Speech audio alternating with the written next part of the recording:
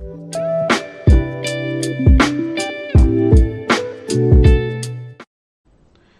good morning, Eduardo.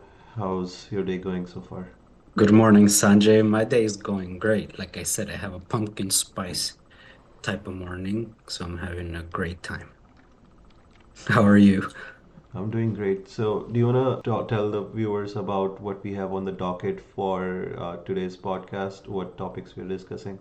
Yeah, so for today's Water Lobby podcast, episode 2, we're going to be discussing some of the economic activities and opportunities in the discipline of water resources, environmental conservation, maybe ecological advocacy, and other forms of construction or engineering work related to water conservation, ecological conservation, rehabilitation, and all sorts of avenues an interested person could have in making revenue, investment, or just engagement or volunteering time.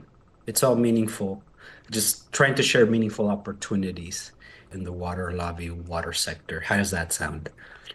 Yeah, that sounds great. So, what are some avenues? So, if someone is a water professional and they want to contribute to this sector, so a few things they can do is they can start a for-profit business, right? They can make money from a consulting company or what are the other options that people might have if they want to do something, but they might not be all about for-profit?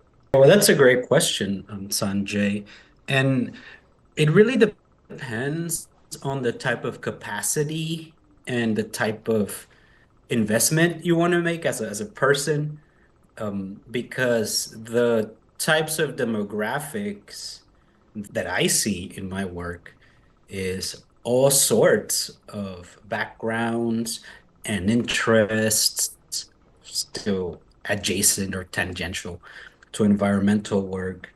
In the younger communities, we really see a lot of work in education or in taking the youth out in education programs, sometimes related to health or STEM education. And so, if you want to work with younger children or you are a younger student of environmental science, then most of your participation would be under that umbrella of just public education. Because the private schools, I don't have much experience working with private schools. At an older age, let's say in the college or pre-professional type of age range, I see a lot of more professional interest or professional growth and that type of networking that everybody should really begin to perform as that once you're in your 20s or early in your professional career, let's say you're in your 50s and you're barely interested in entering this community, that is exactly what you're doing. You are entering a professional community in which many people have been developing the technology, we have been developing the methods, the policy, the proper and respectable scientific traditions and customary strategies to conserve the environment, to measure our metrics, or to identify future leaders within our discipline and our community. We have examples of what is an excellent participant in this field, and we use our communities and our networks and our professional businesses to identify what is considered good, what is bad, how do we get from bad to good. And so when you're early in your professional career, you should be networking through your universities or through your education networks, which hopefully you establish in your youth. Yeah. It helps. It really does help. And so that's you go from learning to networking, and then you get to that competitive field, which is the professional realm. Yeah. And that's a smaller section of the overall community. Does that help ask questions and clarify what makes up the demographics of this community? And then we also have elders. which are generally who we look to for advice. I think that definitely helps, and I've seen you personally seek that advice from the elders in conferences and workshops, right? And that I think briefed it really well when the journey of any individual who are still looking for what they want to become in life. And for me, my journey in water kind of did start after college. I wasn't super into it during my high school years, so I think you're more familiar with that part. But when I was in college, I did started going at industry events, and especially they were the ones who were hiring. So some speaker from a consulting company would come and speak at the college, and I would attend them. But now, after I've been in the industry for a while, I've been a part of EWRI in Austin, and I think that's a great place to network. And other than that, there are several other places that people can network. For me personally, even Texas Water Development Board has their own events. So Water for Texas is coming up pretty soon. I think it's in 2 weeks from now. And then they have their board meetings, which are also publicly accessible. And similar to them, TCEQ also hosts their own events. So all our state agencies, they are hosting their own events, right? And I'm sure City of Austin hosts their own events, and other cities have their economic development council events. So like City of Kyle or City of Buda or maybe Hayes County, then Travis County, they are all doing their own events, and these are all networking events. But the key is to be able to first identify what these events are about, then shortlist them based on what your interests are. So I'm curious, what kind of events do you personally benefit from, Eduardo, networking? The events that I participate in currently is smaller than at the beginning of my career. I identify and I have a certification in floodplain management from the Texas Floodplain Managers Association, which is a partner and a subsidiary Yeah. of the ASFPM. American Society of Floodplain Managers. So Texas is lucky to have its own chapter. And fun And fact, not just go ahead. fun fact is that TFMA actually start before ASFPM. I don't know if you knew I that. see. I did not know that. Yeah. No. And then It's ASF, kind of like yeah, chicken and there's egg. this. Are you from Texas, Sanjay? I've been living here for 7 years plus. So a lot of people say that Texans have a big ego because we used to be our own republic. Yes. And so it goes in line with that, Six that we have Flags. our own floodplain managers, yes, before ASFPMs. It goes with what I know to be true in my heart. And you live in San Antonio, so San Antonio, I think even though Austin is the capital, but San Antonio has been at the center of all the changes that Texas has had with the Alamo and all the other things. I know it's like who's Antonio? San Antonio. I don't know.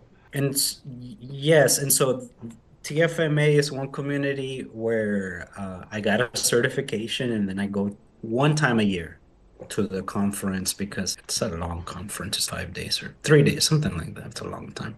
And I also like EWRI, the Environmental and Water Resources Institute, which is a subsection of the American Society of Civil Engineers. I don't know if that's Texas. What is it called?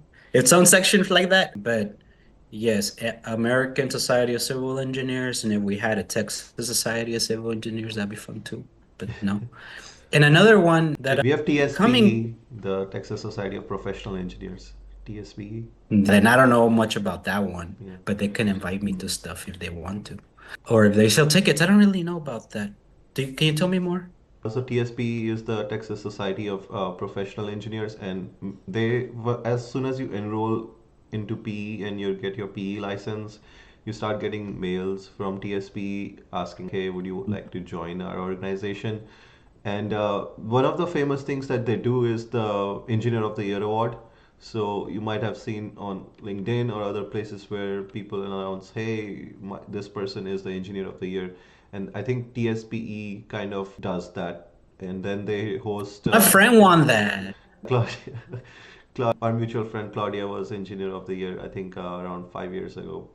So it's a big Nice. accomplishment for sure. Oh yeah, I hope it comes with a big certificate. Yeah. But yes, so those are the communities that are participating, not TSP or TP, whatever, but EWRI and then TFMA, and there's another one, Concrete Pipe Association, and that one is a newer interest of mine, concrete works and concrete structures. Is it because of the But paper? like this, it's because I'm part of the civil Yeah. engineering in a part like environmental conservation. I also do civil engineering work, and I really like concrete now. I used to hate it, but now I like it. I have always liked concrete, but I just don't like I don't know how to describe it. The laboratories were pretty outdated when I was in school, especially the concrete labs. So it wasn't that much fun, but I like watching concrete. I think that's how actually fun thing. I actually got introduced to civil engineering by just watching construction right near my house, and I would see people lay concrete, and I was like, that sounds interesting and looks.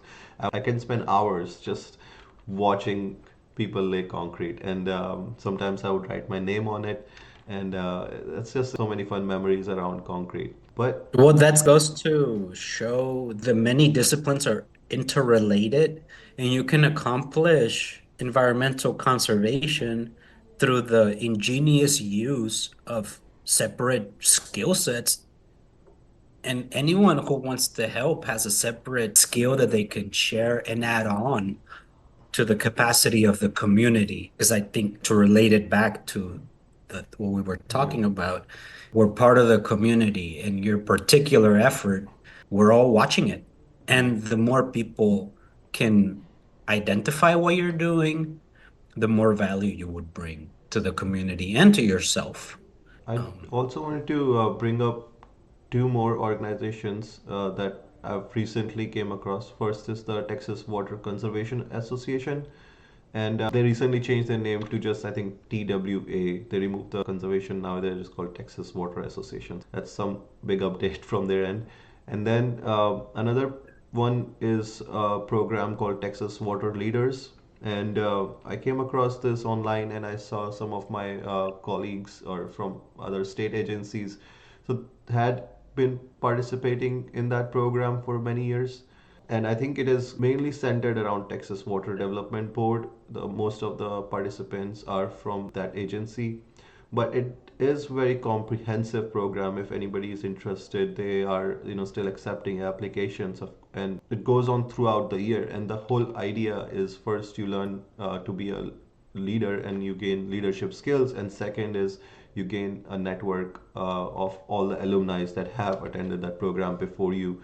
So that's just something I wanted to share. The Texas Water Leaders. It's a Yes, I will second, I'll maybe even add a fourth point because I think this is a very interesting topic. Who's who? What's what? How do I do something important? Who's important?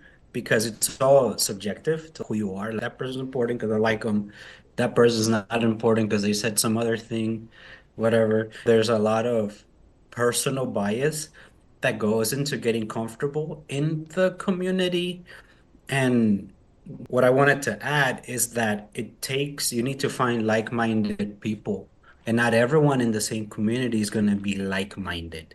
And so it's one thing to come into this community of work, and we must also be realistic that this is a professional community. It's also a holistic or religious community to some. It's a spiritual community to some. It's a necessary requirement for work certification and BS to other people. And so as it's a good part, I wouldn't say it's good. I would say it's the way to participate in this community. But we must be realistic that it is not a community of complacency, right? And it is not a community of comfort. This is a community of conservation and environmental management. And that comes with certain identities yeah, involved in it. You would be. yeah. So it's not a comforting community, it is a real community. That is true. I have personally experienced whenever I talk to people who work in a certain organization or agency. I think they're always very like-minded individuals, and their state of mind is always very similar. So, for example, if I meet someone who works at Texas Water Development Board, I think their maneuver or their overall just energy around them, it's just more like lighter, and you feel warm and welcome, and you feel like you want to just talk to them. And versus if you might meet more of a consultant, it might not always come off that way. They might be forcing some maybe a leadership on you, or something that you might be like, hey, this person seems a little intimidating, and I might want to just step away a little bit. And similarly, there we have lobbyists, right, and people who wear the suits. So they can also be a little intimidating sometimes. And there are people who work in conservation and non-profit, and especially people, a big shout out to people who work at San Antonio River Authority, and they're just one of the nicest folks. You can meet them anywhere in San Antonio where they host their events, and they're just always very warm and accepting of you. So, and then TFMA, if you meet someone from TFMA, you feel a certain different energy, and if you meet someone from a different organization, it's a very interesting, I think, social dynamic that the organizations we work for shape the energy around us, or shape how we, just pursue ourselves. Does that make sense, or I'm just tangenting? Yeah, I think you say it interesting. It's a social scene. It's not just a community, it's a social scene. It's more complicated than just a community. It's a scene. And the way that I use the word. Do you know what I'm trying to say? I think I get a partly of It's a market. It's a market, basically. It's a capitalist enterprise. yeah. Water resources management. It's a capitalistic endeavor. It's like an experiment, like America. And there are agencies which also trade water. So that's something that I've been very interested in for a while, where people are trading water as a commodity. I think I've been watching some documentaries, and I think it started from UK, where some of the banks decided that, hey, we can trade water, we can trade acres, feet of water. And then California adopted it, and they created a index fund for water. And then Texas has a nonprofit called Texas Water Trade, and there are several other pursuits going on in Texas also, where they're trying to help facilitate, I guess, water rights between farmers and industries, and just helping everyone trade water. Which brings me to Los Angeles, California, where you can, there is a big, like right now, it's like, or 80% of the Los Angeles water or California water, it's owned by almond farmer or a company that owns Fiji water. So it's very, become, for good or bad reasons, very, and it is an endeavor that is, been like, or to give more emphasis on profits rather than, basic needs. So it's a tongue twister for sure. I have observed that as well, and I have an economic. I've studied like and the kind of the neoliberal structure of politics, and also the corporate structure of how work is organized, or how metrics are considered positive or negative. Like a lot of equity firms and a lot of banks and a lot of investment enterprises operate is through these corporate financing methods, basically. And the way that they tabulate their portfolios, it includes water, and it has a cost associated with water by quantity or by whatever structure that they're looking at. And I think water's perceived in a very interesting way And I'm glad that by you people. brought up you brought up how water is perceived in their financials. And I actually was listening to this documentary about, I think it was orange or almond farmers, and they wrote a book of like all that they have, and they found out that water is actually the biggest line item on their book. it is more than the fertilizers they consume, or more than the soil they use, more than the workers. Because we all know, like, agriculture, they pay is very low. So, and all the other items combined, I think water itself probably has a bigger, these corporations, than what they spend on everything else. And that just, dynamics of like, hey, how do you maximize profit? Yeah, and there's several theories that one can apply, by vendor to kind of efficiency of their resource management infrastructure, right? Because agriculture and farming in these very populated areas is non-competitive in some cases. I think one of my theories is that the agriculture sector is not as competitive as we consumers of agriculture products and as the consumers, not just of the products, but of the ingredients that go into the products that we pay for. And you have seen the cost of products at HEB, at groceries have skyrocketed, right? So this demands of us to demand of our agriculture industry, like are using our environmental limited resources in a manner that's efficient and like cost because it's expensive. I think these are all related issues.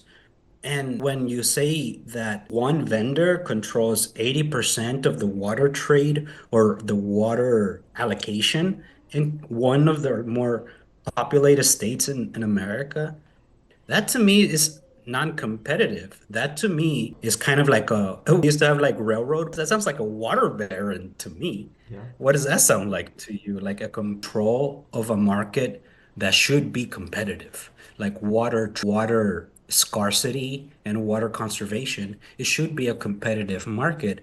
And in fact, agriculture industries should be the ones showing us how to recycle water, use purple. Come on, do they have purple pipes in their farms? I These don't are reasonable questions. I don't know if they allow people to investigate into their firms too much, but yeah, it's going to definitely be under debate in the future. And It's market research. yeah, another thing that, since you're talking about conservation, water loss has been coming up quite often the last few years, and TWDB just created a new guideline for all cities to submit their water loss audits each year. And everything has to be audited for if you're a community water system, or like basically a system who is giving away water to people or anything. So it's again, I think, going to create a lot of jobs for people who can do water loss audit. So very interesting times. If you are, again, audit kind of sounds like something that accountants would do, right? But now water is bringing in people from another, sector to come and, because water does need like very approach. And yeah, last comments before I think we wrap up. I think we have 2 more minutes, but do you have anything other to add on maybe organizations or conservation?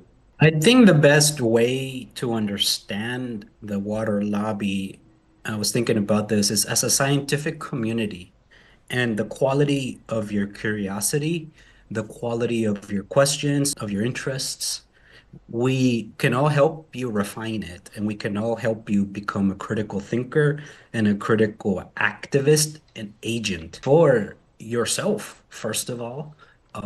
As a water being, you can advocate for yourself by participating actively and critically in this community. So those are kind of thoughts, is that it's not easy to be a critical thinker, but I believe it is a collective interest to be curious, strongly curious, and to refine that. Anything that you want to add or say, Sanjay, before we part? Yeah, kills the cat, right? And fun fact, I so TWDB's chair, who Then I don't recent like cats. she recently transferred to TCEQ. So, and TC and got an upgrade. So someone else who works at TWDB moved up into the TWDB chair. So over the weekend, she made a post about she's a dog person and she does not like cats on Twitter. And I made, I had two cats and I had to come into defense, and then I of my cat, and Robert from Texas State also came into defense for the cats. So we've been having that banter, and yeah, just wanna say thank you to all the listeners.